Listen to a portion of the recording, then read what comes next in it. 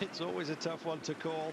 It's always a pleasure to be here, however, and some massive names, none bigger, of course, than Lance Armstrong. They've been talking about him for some time now, about his comeback into Europe, naturally enough. The great man is here, but at 100 to 1 with many bookies.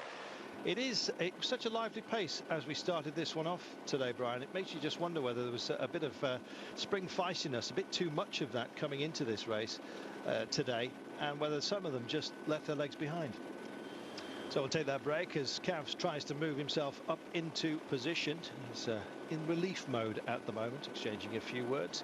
Pizzato was there as well, second here, and last year, don't forget. Well, he's in, so is Robbie McEwen, although I think we saw him in that sub-group. He's been dropped, yeah, but so Pizzato's kind of lost any help he might have. Back out, and that's the rangy figure of Thomas Lofquist, and we've got Cavendish also there. We're just looking at the yellow rider there. Just saw him looking at it. It was George Hincapie. Hincapie. I thought it was Lofquist, actually, the rangy guy. Yeah, he's looking. Cavs there. Yeah, there he is. That's what he's looking for. He was looking behind, and Cavs there. Cavs is in with a chance. And here come the pack, and here come the boys we think are going to do it. 2:15 is Hincapie. 2:13 is Cavendish. And they're in the near perfect position as we come in here. Once we hit the 1 kilometre to go, it's still not all done and dusted, don't forget.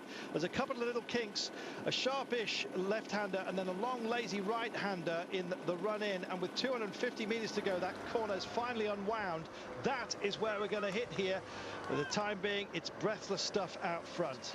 Time for the bikes to get out of the way, because they're going to come through like a train, and Hincapie starts to pick up the pace here. Bikes are waving themselves off, the whistles are blazing here, and up to the front, that's Hincapie. Where is Cavendish? He's about 3 riders back. He's on exactly the position he wants to be. Right of the field, left of your screen, and there goes Hincapie. He picks up the pace. Where's Cavendish? Has he been lost just as we come round that one of the penultimate corners here? Oh, it's still open-mouthed and waiting to do it, waiting to hit the pace. Cav just getting himself into position. We've got one of the Garmin boys looking handily as well. Hausler's in position, and here we go. It's now or never time, and the bells have rung, and this is the time. You've got to go, or just pack up and go home. And Hincapie gets on the back of him and just tries to stay with it. Cav gets himself into position. Hausler's there. Oh, my life! Well, they burst for it with 250 metres to go, and just at the field. Everyone got themselves out of position. Cav just blew that one. Fingers crossed. Well, yeah, he's being hugged as if he's victorious here. We'll wait and see. Cavendish, I thought he just shook himself into the wrong place at the wrong time on the corner. But Cavendish looks like he's got it. He's certainly reacting as if he has. You called it as Hausler. Right, let's check this out. There he goes. Has he dropped him? Yeah, Hausler stretches his legs. Does Cavendish leave it too late on those final bends? Well, he was already looking over and looking for some support. Now, here he comes. This is the point. Has he got enough time to catch him? Hausler stretching his legs here, already starting to have some belief, and Cavendish starts to wind him up. Now, this is the moment. Did he get by him? Where's the line? Yes. Picked the bones out of that. He left his victory till late. Normally he points at his guns. This time, has he got it? Mouth agape. Hausler hitting the front. Did the line.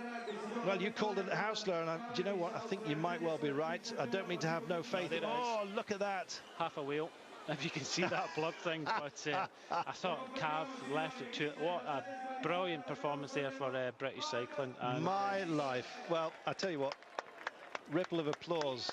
Cervelo test team takes second and third, and this was absolutely unbelievable. You know, the good thing about this, Carrollton, the young guns are starting to show, and that's what we wanted to see. This is a new generation of world cycling. The young guns are here. Hausler in the left, Cavendish in the right. Head and shot, they were what, 20-30 metres in front of everybody else. Hushoff still staying along. I thought Hausler was coming up to take Hushoff to the line, but it never happened. And Cavendish realised that. Huge win. 1964 Tom Simpson won. 2009 Mark Cavendish. You know, he's got so many mountains in his legs now. He's starting to do it sprint-wise. He's a fantastic personality. And that says it all. Look at that. It's me again. You're right, my friend. Mark Cavendish has brought it home. Things start to heat up. as they approach San Remo.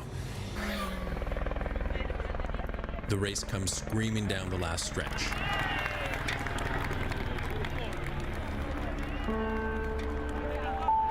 Heinrich Hausler jumps with 300 meters to go, hoping to tow Tour closer to the line to set up his sprint. But fate has other ideas. Ready or not, it's Hausler's time to shine. With 150 meters to go, I look under my arm and I seen there was a big gap. 100 to go, I look again, there's still no one coming, and my legs were just ready to explode. And 50 meters to go, I see the Cavendish is coming from behind like real fast. And I just started to die, I didn't know what to think, and he just got me on the line, and then I just thought, oh, this is shit.